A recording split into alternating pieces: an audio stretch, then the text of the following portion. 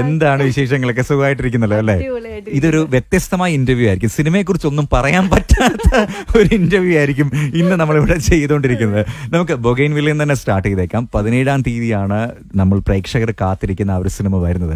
ഞങ്ങൾ എന്ത് പ്രതീക്ഷ സിനിമയിലേക്ക് കാണാനായിട്ട് എത്തേണ്ടത്? ഒന്നും പറയാൻ പറ്റില്ലെങ്കിലും കുറച്ച് കാര്യമില്ലെന്ന് പറഞ്ഞാൽ നല്ല കാര്യമായിരിക്കും.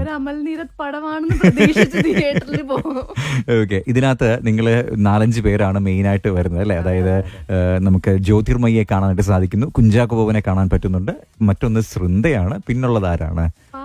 ഫഹദ് ഫാസിൽ, ഷറഫുദ്ദീൻ. ഇത്രയും പേരാണ് ഇതിനകത്ത് അഭിനയിക്കുന്നത് അല്ലെ? എങ്ങനെയുണ്ടായിരുന്നു അമൽ നീരദിന്റെ സിനിമകളിൽ അഭിനയിക്കണം എന്നുള്ളത്? പല ആൾക്കാരും ആഗ്രഹിക്കുന്ന ഒരു കാര്യം തന്നെയാണ്. മലയാളം സിനിമയിലെ തന്നെ ഒരു one of the best directors എന്ന് വേണമെങ്കിൽ പറയാനായിട്ട് സാധിക്കുന്നുണ്ടായിരിക്കും അല്ലെ? എന്തായിരുന്നു ഈ ഒരു സിനിമയുടെ ഒരു എക്സ്പീരിയൻസ്? നമുക്ക് ഫസ്റ്റ് ലുക്ക് വന്നപ്പോൾ തന്നെ ആ ഒരു റെഡ് കളറിലുള്ള ഒരു സംഭവം കണ്ടപ്പോൾ തന്നെ നമ്മളിങ്ങനെ വാ ഇത് കൊള്ളാലോ ഈ ഐറ്റം എന്ന് പറഞ്ഞിട്ട് നമ്മളിങ്ങനെ ചിന്തിച്ചിരുന്നത്. എന്തായിരുന്നു സൃന്ദയ്ക്ക് ഈ ഒരു കോൾ വന്നപ്പോഴത്തെ ഒരു ഫീൽ?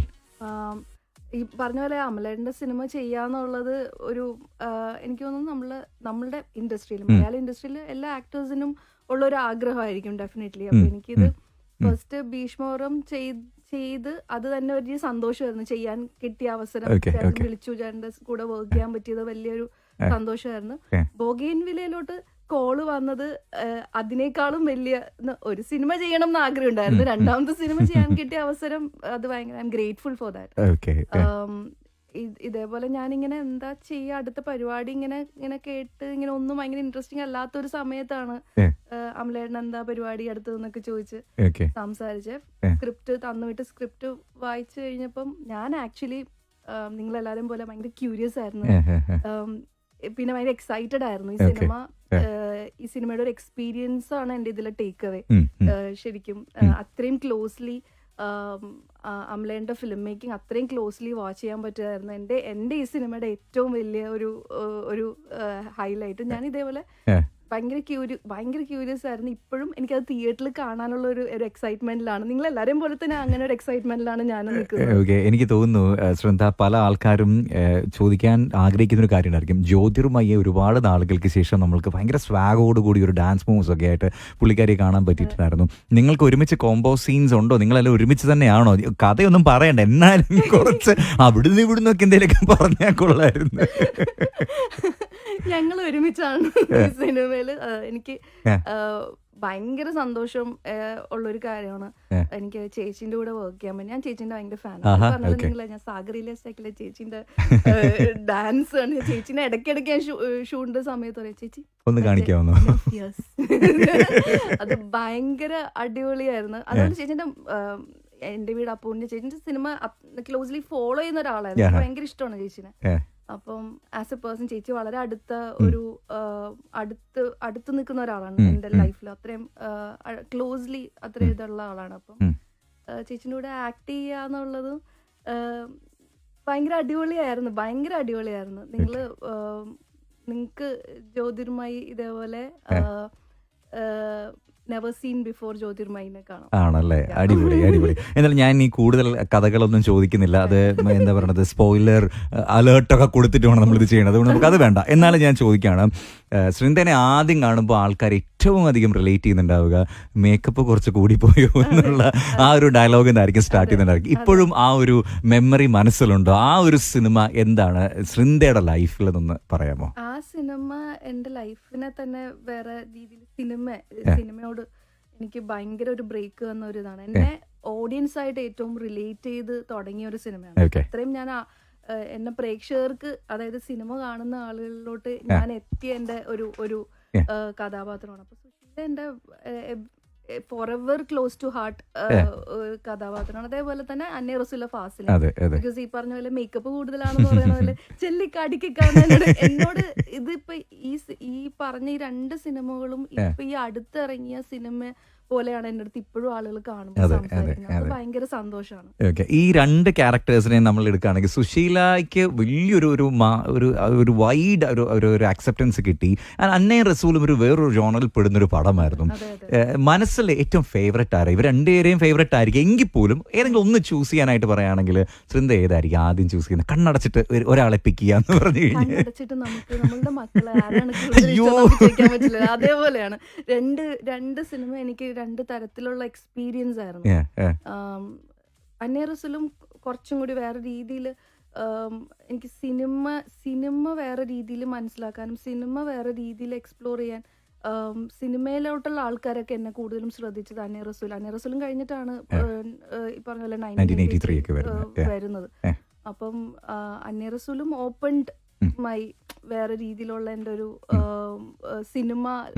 സിനിമ ജീവിതം ഓപ്പൺ ചെയ്ത ഒരു സിനിമയാണ്. സുശീലയും അതേപോലെ തന്നെ ഇത് പറഞ്ഞ പോലെ ജനങ്ങളിലോട്ട് എനിക്ക് വേറെ രീതിയിൽ എത്താൻ പറ്റിയ ഒരു കഥാപാത്രവും സിനിമയാണ്. രണ്ടും നമ്മൾ തുടക്കം ചെയ്യുമ്പോൾ ഉണ്ടാകുന്ന ഒരു പുതുമ പഠിച്ച് ഒരു നമ്മൾ ആദ്യമായിട്ട് നമ്മൾ ക്ലീൻ സ്ലേറ്റ് ആണ് അതിലോട്ട് നമ്മൾ എനിക്ക് തോന്നുന്നത് ഐ എം ബ്ലെസ്ഡ്. ആ തുടക്കത്തിൽ തന്നെ നമുക്ക് അങ്ങനെയുള്ള രസമുള്ള ക്യാരക്ടേഴ്സ്, ഭയങ്കര രസമുള്ള ഫിലിം മേക്കേഴ്സിന്റെ കൂടെ രാജീവേട്ടൻ്റെ ഒക്കെ കൂടെ വർക്ക് ചെയ്യാനൊക്കെ പറ്റിയത് അതൊരു ഭാഗ്യമായിട്ടാണ് കാണുന്നത്. എനിക്ക് തോന്നുന്നു പല സിനിമയിൽ അഭിനയിക്കുന്നവരും പറയാറുണ്ട്, അതായത് ഒരു സിനിമ കഴിയുമ്പോഴത്തേക്ക് അതിൽ നിന്ന് ഞാൻ കുറച്ച് കാര്യങ്ങൾ പഠിച്ചു എന്നുള്ള കാര്യത്തെക്കുറിച്ച്. ഇപ്പോൾ ഈ പറഞ്ഞ പോലെ വലിയ വലിയ പടങ്ങളിലാണ് ശൃന്ദ പാർട്ടായിട്ടുള്ളത്. ഇപ്പോൾ 1983 ആവട്ടെ, അന്നേ റസൂലും ആവട്ടെ, ഭീഷ്മപർവ്വം ആവട്ടെ, ഇപ്പോൾ ഈ കഴിഞ്ഞ ബൊഗൈൻവില്ലേ ആവട്ടെ, ഇതിൽ നിന്നൊക്കെ തന്നെ ഓരോ ക്യാരക്ടേഴ്സ് ചെയ്ത് കഴിയുമ്പോഴത്തേക്കും ഒരുപാട് മാറ്റങ്ങൾ ശൃന്ദയ്ക്ക് തന്നെ ഉണ്ടാവുന്നതായിട്ട് തോന്നുന്നുണ്ടോ? ഉണ്ടാവും ഡെഫിനറ്റ്ലി. ഇപ്പം ബൊഗൈൻവില്ല കഴിഞ്ഞപ്പോൾ എനിക്ക് സിനിമയോടുള്ള എൻ്റെ പെർസ്പെക്റ്റീവ് തന്നെ വേറെ രീതിയിൽ പല കാര്യങ്ങളും മാറി. In a very positive way. ഭയങ്കരമായിട്ട് ഇപ്പം ഈ പറഞ്ഞ പോലെ അമലേട്ടൻ എന്ന് പറയുന്നത് one of the ace film makers ആണ് നമുക്കുള്ള. അപ്പൊ അദ്ദേഹത്തിന്റെ കൂടെയൊക്കെ വർക്ക് ചെയ്യാൻ പറ്റിയത് എനിക്ക് സിനിമയോടുള്ള എൻ്റെ കാഴ്ചപ്പാട്, നമ്മൾ സംസാരിക്കുമ്പോൾ അല്ലെങ്കിൽ സിനിമ പുള്ളിയൊരു എൻസൈക്ലോപീഡിയാണ്. നമ്മൾ സംസാരിക്കുമ്പോൾ ചേട്ടൻ്റെ കൂടെ ഇരുന്ന് സ്പെൻഡ് ചെയ്യുമ്പോഴൊക്കെ അത് വേറെ രീതിയിൽ നമുക്ക് സിനിമയോടുള്ള നമ്മുടെ പെർസ്പെക്റ്റീവ് ഒക്കെ ഒത്തിരി മാറിയിട്ടുണ്ട്. ഭയങ്കര കുറച്ചും കൂടി ഭയങ്കര ഇഷ്ടം സിനിമ ചെയ്യാൻ. ഓക്കെ, ഈ പടങ്ങളുടെ ഒക്കെ കാര്യം പറയുന്ന സമയത്ത് എനിക്ക് ഉറപ്പുണ്ട് ഇൻസ്റ്റഗ്രാമിലും അതോടൊപ്പം തന്നെ ഫേസ്ബുക്കിലൊക്കെ പലരും ചോദിക്കുന്ന മറ്റൊരു കഥാപാത്രം ആട് സിനിമയിലെ തന്നെയായിരിക്കും. തേച്ചിട്ട് പോയ ആളെ കണ്ടാൽ ഞങ്ങൾക്ക് പലതും ചോദിക്കാനുണ്ടെന്നുള്ള കാര്യത്തെക്കുറിച്ച്. ആ ക്യാരക്ടർ ഒരു ഫേവറേറ്റ് ആയിട്ട് മനസ്സിലുള്ള ഒരു ക്യാരക്ടർ തന്നെയാണോ? ഞാൻ ചെയ്തുള്ള ഓൾമോസ്റ്റ് എല്ലാ ക്യാരക്ടേഴ്സും. മേരി അല്ലേ, മേരി എന്നുള്ള ക്യാരക്ടർ അല്ലേ? മേരി അത് ഷൂട്ട് ചെയ്യുന്ന സമയത്ത് കരുതിയിരുന്നു ഇത്രയും ക്ലിക്ക് ആവും എന്നുള്ള കാര്യത്തെക്കുറിച്ച്. നമ്മൾ ഷൂട്ട് ചെയ്യുന്ന സമയത്ത് ആക്ച്വലി എനിക്ക് ഒരു ക്യാരക്ടറും ഞാൻ ഇതിന്റെ ഒരു എങ്ങനെയാണ് ഇതിങ്ങനെ ആൾക്കാർ ഇത് കണ്ടിട്ട് ഇത് എങ്ങനെയാണ് എടുക്കുന്നത് അല്ലെങ്കിൽ ഇത് അങ്ങനെയൊന്നും ഞാൻ ചിന്തിക്കാറില്ല. ആ സമയത്ത് നമ്മൾ അത് അങ്ങനെ ചെയ്യുന്നു. ആ മൊമെന്റിൽ അത് എൻജോയ് ചെയ്ത് ചെയ്യുക എന്നുള്ളതാണ്. അത് നമ്മൾ എൻജോയ് ചെയ്തിട്ടുള്ള ഒരു ക്യാരക്ടർ തന്നെയാണ്. എനിക്ക് തോന്നുന്നു നമ്മള് ശൃന്ദയുടെ ആ ഒരു ഫിൽമോഗ്രഫി നോക്കുകയാണെന്നുണ്ടെങ്കിൽ പല സമയത്തും ശൃന്ദയ്ക്ക് ഇഷ്ടം പോലെ നല്ല നല്ല സിനിമകൾ, ടച്ച് വുഡ്, അത് ഇനിയും അത് കിട്ടട്ടെ. ഇപ്പോൾ എനിക്ക് പേഴ്സണലി ഒരുപാട് ഇഷ്ടമുള്ളൊരു പടമാണ് ഞണ്ടുകളുടെ ഒരു നാട്ടിൽ ഇടവേള എന്നുള്ളൊരു സിനിമ. അതിനകത്ത് നമുക്കൊക്കെ ഭയങ്കരമായിട്ട് ഇഷ്ടം തോന്നുന്ന ചില മൊമെന്റ്സ് ഉള്ള ഒരു പടമാണ്. അതല്ലാന്നുണ്ടെങ്കിൽ പറവ എന്നുള്ളൊരു പടമാവട്ടെ, അല്ലെങ്കിൽ ട്രാൻസ് ആവട്ടെ, കുരുതി ആവട്ടെ, അങ്ങനെ ഇഷ്ടം പോലെ നിങ്ങളുടെ ലൈക്ക് ഒരു CV എന്ന് എഴുതാൻ പറയുകയാണെങ്കിൽ അല്ലെങ്കിൽ ഒരു പ്രൊഫൈൽ എഴുതാൻ പറയുകയാണെങ്കിൽ കുറേ നല്ല നല്ല പടങ്ങൾ നമ്മൾക്ക് കാണാനായിട്ട് സാധിക്കുന്നുണ്ട്. തോന്നാറുണ്ടോ I'm really blessed to have all these characters എന്നുള്ള കാര്യം? Really blessed to have. അങ്ങനെ I'm really blessed to have. I'm grateful that എനിക്ക് അങ്ങനെയുള്ള ഓപ്പർച്യൂണിറ്റീസ് കിട്ടുന്നത്. അങ്ങനെ നമുക്ക് ഇഷ്ടമുള്ള നമ്മൾ കാണാൻ ഇഷ്ടപ്പെടുന്ന ഫിലിം മേക്കേഴ്സിന്റെ കൂടെ അവരുടെ സിനിമകളുടെ ഭാഗമാകാൻ പറ്റുന്നത് അത് ഭയങ്കര അനുഗ്രഹമായിട്ട് തന്നെയാണ്. ഈ ക്യാരക്ടേഴ്സ് ഒക്കെ തന്നെ ശൃന്ദയെ തേടി വരുന്നതാണെന്ന് ഞാൻ വിശ്വസിക്കുന്നു, അല്ലേ? ഇങ്ങനെ കോള് വരുന്ന സമയത്ത് എനിക്ക് തോന്നുന്നു ഇത് പറയുമ്പോൾ കുറച്ച് കണ്ണൊക്കെ നിറയുന്ന പോലെ എനിക്ക് തോന്നുന്നത്. ഓക്കെ, അല്ല ആക്ച്വലി കോൾസ് വരുന്ന സമയത്ത് തന്നെ ഭയങ്കരമായിട്ട് ലൈക്ക് ചൂസി ആവാറുണ്ടോ, അതല്ലെങ്കിൽ വായിച്ചെല്ലാം നോക്കി കൃത്യമായിട്ട് എനിക്ക് ചെയ്യാൻ പറ്റും എന്നുള്ള കാര്യം നോക്കിയിട്ടാണോ ശൃന്ദ? ഫീലിംഗ് ഉണ്ടാവും ഇത് ചെയ്താൽ ഇതിങ്ങനെ ചില കോളുകൾ വരുമ്പോൾ നമുക്ക് ആ ഒരു ഗട്ട് ഫീലിംഗ് എന്തായാലും ചെയ്യണം, ഇത് ചെയ്യാൻ, അങ്ങനെയുള്ള കോളുകളുണ്ട്. ചിലത് നമ്മൾ വായിച്ചിട്ട് വർക്ക്ഔട്ട് ചെയ്യുന്നുണ്ട്, ചിലത് നമുക്ക് അറിയില്ല. സിനിമ നമ്മൾ വായിക്കുമ്പോഴോ ചിലപ്പോൾ നമ്മൾ ചിലപ്പോൾ സിനിമ ഷൂട്ട് തുടങ്ങുന്ന ചിലപ്പോൾ നമ്മൾ എക്സ്പെക്ട് ചെയ്യുന്ന പോലെ ആയിരിക്കില്ല. നമ്മൾ എക്സ്പെക്ട് ചെയ്തതിനേക്കാളും ഭയങ്കരമായിട്ട് നന്നായിട്ട് വരാറുണ്ടാവും. ചിലപ്പോൾ നമ്മൾ എക്സ്പെക്ട് ചെയ്യുന്ന പോലെ വർക്ക്ഔട്ട് ആവാത്തുണ്ടാവും. അപ്പോൾ അതൊക്കെ പിന്നീട് സംഭവിക്കുന്ന കാര്യങ്ങൾ. പക്ഷെ ഫസ്റ്റ് തിങ് ഇസ് ദാറ്റ് ആ ഗട്ട് ഫീലിംഗ് ദാറ്റ് ഇൻസ്റ്റിങ് ഇത് ചെയ്യണം എന്നുള്ളൊരു സാധനം. ഓക്കെ. ശൃന്ദയെ കുറിച്ച് നമ്മളിപ്പോൾ ഗോൾഡിലുള്ള എല്ലാവരും പറഞ്ഞൊരു കാര്യം എന്ന് വെച്ച് കഴിഞ്ഞാൽ ശൃന്ദ നല്ലൊരു സുഹൃത്താണ് നമുക്ക് പല സമയത്തും തോന്നിയിട്ടുണ്ട്. ആ ഒരു ഫ്രണ്ട്ഷിപ്പിന് ഭയങ്കര വാല്യൂ കൊടുക്കുന്ന ഒരാളാണെന്ന് പലപ്പോഴും തോന്നിയിട്ടുണ്ട്. ഇപ്പം പുറത്ത് മീരയുണ്ട്, മീരയുടെ ഷോ വൈകിട്ടാണെങ്കിലും മീര അവിടെ ഇരുന്ന് ഇങ്ങനെ കേട്ടോണ്ടിരിക്കുകയാണ്. എങ്കിലും ഞാൻ ചോദിക്കുകയാണ്, ഫ്രണ്ട്ഷിപ്പ് എത്രമാത്രം ഇമ്പോർട്ടൻ്റ് ആണ് ശൃന്ദയുടെ ലൈഫിൽ? ഫ്രണ്ട്സ് ലൈക്ക് എൻ്റെ ഫാമിലി തന്നെയാണ്. എനിക്ക് തോന്നുന്നു നമ്മളുടെ ഒരു പ്രായം കഴിയുമ്പോൾ പിന്നെ നമ്മളുടെ കൂടെയുള്ള സുഹൃത്തുക്കൾ നമ്മുടെ ജീവിതത്തിലെ ഭാഗമാണ്. നമ്മളുടെ ഫാമിലിയിൽ ഒരാളാണ്. അപ്പൊ അങ്ങനെ തന്നെയാണ് അവരെ കാണുന്നത്. ഫ്രണ്ട്സ് വേറെ, ഫാമിലി വേറെ. ഓക്കെ. ഇനിയിപ്പം ഈ ബൊഗൈൻവില്ല റിലീസ് ആവുന്നതിന്റെ അടുത്ത ദിവസം തന്നെ ഒരു വെബ് സീരീസും കൂടി വരാൻ പോവാണ് അല്ലെ? പ്രൈമിലാണോ വരുന്നത്? അത് ഏതാണെന്നൊന്ന് പറയാമോ? അത് സ്നേക്സ് ആൻഡ് ലാഡേഴ്സ്. അത് ഈ പറഞ്ഞ പോലെ കാർത്തിക് സുബ്രാജ് ഓ, പ്രൊഡക്ഷൻസിൽ ഓക്കെ. വാവ്. അദ്ദേഹത്തിന്റെ കൂടെ അസിസ്റ്റന്റ് ഡയറക്ടേഴ്സ് ആയിട്ടുള്ള അവർ തന്നെ ഡയറക്ട് ചെയ്തിട്ടുള്ള ഒരു തമിഴ് വെബ് സീരീസ് ആണ്. ഓക്കെ. എങ്ങനെയുണ്ടായിരുന്നു ആ ഒരു എക്സ്പീരിയൻസ്? എങ്ങനെയായിരുന്നു അവിടെ? അതൊരു രസമായിരുന്നു. അതൊരു പുതിയ എക്സ്പീരിയൻസ് ആയിരുന്നു. കാരണം ഞാൻ അങ്ങനെ മലയാളത്തിലല്ലാതെ ഞാൻ അങ്ങനെ അധികം പുറത്ത് പോയിട്ട് വർക്ക് ചെയ്തിട്ടില്ല. വളരെ കുറവാണ് ഞാൻ ചെയ്തിട്ടുള്ളത്.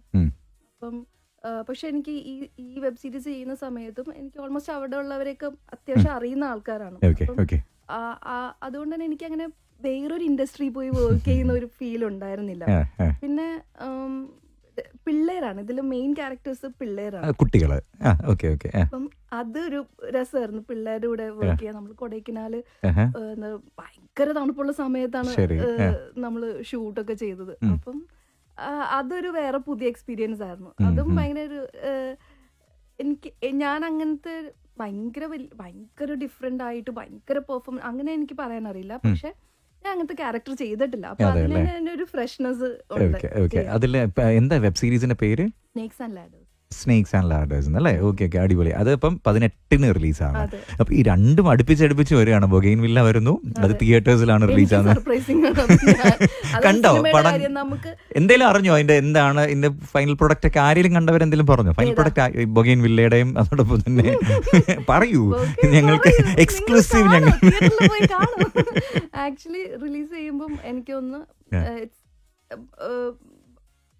അതന്നെ അത് പോയി കാണാം. പുതിയൊരു എക്സ്പീരിയൻസ് ആയിരിക്കും. പിന്നെ അതിലിപ്പം എനിക്ക് തോന്നുന്നു അമലേന്റെ പടത്തിൽ ഓക്കെ ഇന്ന ആക്ടേഴ്സ് ഉണ്ട്. നമുക്ക് ചാക്കോച്ചനുണ്ട്, ഫഹദ് ഉണ്ട്, ജോയി ചേച്ചി. ഞാൻ പറഞ്ഞ പോലെ ഭയങ്കര നിങ്ങൾ എക്സ്പെക്ട് ചെയ്തൊരു പുതിയൊരു ജോയി ചേച്ചിനെ കാണാം. പിന്നെ അതേപോലെ വീണ, ഷാറഫ്, നമ്മളെല്ലാരും ഒരു ഫാമിലി പോലെയായിരുന്നു. ഭയങ്കര നമ്മൾ ഷൂട്ട് ചെയ്ത ആ ഒരു എക്സ്പീരിയൻസ് തന്നെ ഭയങ്കര പോസിറ്റീവ് ആയിട്ടുള്ള എക്സ്പീരിയൻസ് ആണ്. അപ്പൊ അത് എന്തായാലും സിനിമയിൽ റിഫ്ലക്ട് ചെയ്യും. അത് അങ്ങനെ ഒരു ത്രൂ ഔട്ട് നമ്മൾ കുറെ കാലം ഒരുമിച്ച് നമ്മൾ രാവിലെ ഷൂട്ടിന് പോകുന്നു. എനിക്ക് ഷൂട്ടില്ലാത്തപ്പോൾ ചോദിച്ചു ഷൂട്ടില്ലാത്തപ്പോ ഞാൻ വീണക്കാണെങ്കിലും നമ്മളെല്ലാരും ആർക്ക് ഷൂട്ടില്ലെങ്കിലും നമ്മൾ ഓൾമോസ്റ്റ് അത് നമ്മള് വാഗമൺ ഷൂട്ട് ചെയ്തിട്ടുണ്ടായിരുന്നു, കാഞ്ഞിരപ്പള്ളി, പിന്നെ കുറച്ച് കൊച്ചിയിലും ആയിട്ടാണ് ഷൂട്ട് ചെയ്തിട്ടുള്ളത്. അപ്പൊ ഞങ്ങൾ 17-ാം തീയതി ഒരു അമൽ നീരദ് പടം കാണാൻ വേണ്ടി പോയാൽ മതി. ഓക്കെ. ഒരു കാര്യം കൂടിയിട്ട്, സുഷിന്റെ ഒരു മാജിക് ഭയങ്കരമായിട്ട് ആ സ്തുതി എന്ന് പറഞ്ഞ പാട്ടിനകത്ത് വന്നിട്ടുണ്ടായിരുന്നു. ഇനി എന്തെങ്കിലും പൊട്ടിക്കാൻ വല്ല ബോംബുകളും ഉള്ളിൽ ഒളിപ്പിച്ച് വെച്ചിട്ടുണ്ടോ? എന്താണ് അവസ്ഥ എന്നും കൂടി ഒന്ന് പറയാമോ? ബ്യൂട്ടിഫുൾ ബോംബും കൂടി വരാനുണ്ട് അല്ലേ? ബ്യൂട്ടിഫുൾ വരുന്നുണ്ട് അല്ലേ? അടിപൊളി. അപ്പൊ എന്തായാലും 17-ാം തീയതി ബൊഗൈൻവില്ല റിലീസാണ്. 18-ാം തീയതി സ്നേക്സ് ആൻഡ് ലാഡേഴ്സ് എന്നുള്ള ഒരു വെബ് സീരീസ് റിലീസാണ്. ഇത് രണ്ടും കഴിഞ്ഞു കഴിഞ്ഞാൽ എന്തൊക്കെയാണ് ഇനിയുള്ള ഫ്യൂച്ചർ പ്രൊജക്ട്സ്? എന്തെങ്കിലുമൊക്കെ പറയാറായിട്ടുണ്ടോ? എന്താണ്? ഞാനൊരു ആക്ച്വലി അത് ഇങ്ങനെ ഭയങ്കര ത്രൂ ഔട്ട് ഒരു സാധനമല്ല, ഒരു ക്യാമിയോ പോലെ ഒരു പാട്ടായിട്ടുണ്ട്. അന്വേഷിച്ചിന്റെ അസോസിയേറ്റ് സലാം ബുഖാരിയുടെ പുതിയ സിനിമ ഒടുമുച്ചല. അതിൽ മാത്യു, പിന്നെ കുറെ പുതിയ പിള്ളേരാണ്, ബാസിയൊക്കെ ഉണ്ട്. അപ്പൊ അത് ഈ പറഞ്ഞ പോലെ സുഹൃത്തുക്കളാണ്, അങ്ങനെ പോയി അങ്ങനെ ചെയ്ത ഒരു പടമാണ്. അതല്ലാതെ എനിക്ക് ആക്ച്വലി അറിയില്ല വൈശാഖിനെ ചോദിക്കുമ്പോ അടുത്തത് എന്താണെന്നുള്ളത്. അടുത്തത് സംഭവിക്കുന്നതാണ്. സംഭവിക്കുമ്പോ അതങ്ങനെ സംഭവിക്കുന്ന കാര്യമാണ്. ഇതിനകത്ത് എനിക്ക് തോന്നുന്നു ഇടയ്ക്ക് ഏതോ ഒരു സോങ് പാടുകയും കൂടി ചെയ്തിട്ടുണ്ടായിരുന്നു അല്ലേ? ഏതായിരുന്നു അത്? പാടിയായിരുന്നു? ഇല്ല, ഞാൻ മറ്റേ വലിയ പെരുന്നാളിനകത്ത് എന്നോട് പാടാൻ എന്തായിരുന്നു അതിന്റെ പിന്നിലുണ്ടായ ഒരു കഥ? എന്തായിരുന്നു? കണ്ട എനിക്ക് അതാ എന്റെ മനസ്സിൽ എങ്ങനെ നിൽക്കുന്നത്. പറഞ്ഞ പോലെ നേരത്തെ വൈശാഖല്ലേ, സൗഹൃദങ്ങള് ഭയങ്കരമായിട്ട് ഇമ്പോർട്ടന്റ് ആണ് എനിക്ക്. സൗഹൃദത്തിന്റെ ഇതിൽ തന്നെ പോയി ചെയ്തതാണ്. Okay. ഇപ്പൊ റെക്സ് ആണ് അത് music ചെയ്തത്. ചെയ്തത്. Okay. ജിമൽ നമുക്ക് വളരെ അടുത്ത സുഹൃത്താണ്. ആ.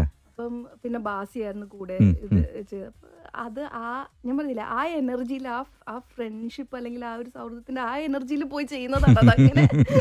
അതിനുശേഷം പിന്നെ അത് വേറെ എവിടെയെങ്കിലും പോയി ഒരു പബ്ലിക് സ്പേസിൽ ഒരു സ്റ്റേജിൽ പോയി എന്നോട് പറയാൻ പറഞ്ഞാൽ എനിക്ക് ഓക്കെ. പാടാൻ ഞാൻ ആക്ച്വലി കഴിഞ്ഞ ദിവസം ഓണസദ്യക്ക് വന്നപ്പോ ഇത് മറന്നുപോയി, ഇങ്ങനെ ഒരു പാട്ടിന്റെ കാര്യത്തെ കുറിച്ച് നമ്മുടെ പാട്ട് വിളിച്ചപ്പോഴത്തേക്ക്.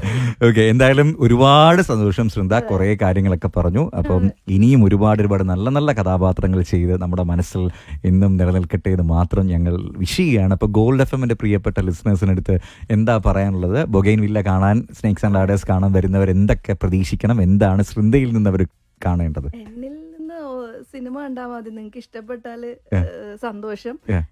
ഇത്രയും നാളും ചെയ്ത ക്യാരക്ടറിന് ഡിഫറൻസ് ഉണ്ടോ ശൃന്ദയ്ക്ക്?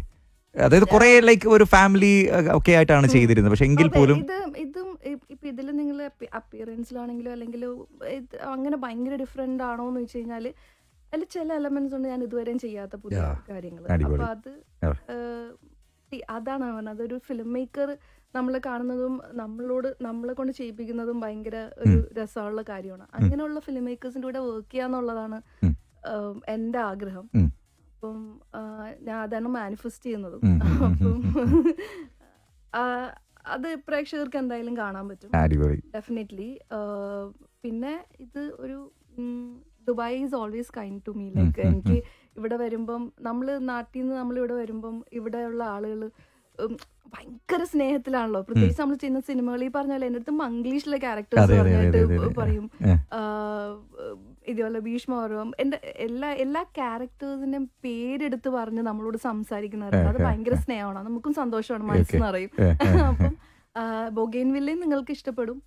ബൊഗൈൻവില്ല 17-ാം തീയതി റിലീസാണ്. ഇവിടെയും എനിക്ക് അന്ന് തന്നെയാണ് റിലീസ്. ഫാസ്റ്റ് ഫിലിംസ് ആണ് ഇവിടെ എത്തിക്കുന്നത്. അപ്പം എന്താ പറയാ, സ്പോയിലേഴ്സ് ഒന്നും ഇല്ലാതെ തന്നെ ഫസ്റ്റ് ഷോ അല്ലെങ്കിൽ ഫസ്റ്റ് ഡേ തന്നെ നിങ്ങൾ കാണുക. മാക്സിമം ആദ്യത്തെ ദിവസങ്ങളിൽ തന്നെ കാണുക, സ്പോയിലേഴ്സ് ഒക്കെ ഇതാവണേന് മുന്നേ. ഐ ഹോപ്പ് അതെല്ലാരും ഇഷ്ടപ്പെടും. ഡെഫിനറ്റ്ലി അൾട്ടിമേറ്റ്ലി ഇത് ഒരു അമൽ നീരദ് പടമാണ്. അതാണ് അതിന്റെ ശരി, അടിപൊളി. അപ്പൊ എന്തായാലും Srinda, thank you so much സംസാരിച്ചതിന്. ഞാൻ എന്തായാലും ആ പടത്തിലെ പാട്ട് തന്നെ പ്ലേ ചെയ്തിട്ട് അപ്പോൾ Mary an Alexander and Sushin Shyam ഇവർ പാടി ആ ഒരു പാട്ടാണ് വരുന്നത്. Thank you so much. രാവിലെ ഈ തിരക്കിനിടയിലും ഞങ്ങളെ സ്റ്റുഡിയോയിലെത്തി നമ്മളുടെ അടുത്ത് സംസാരിച്ചതിന് ഒത്തിരി സന്തോഷം.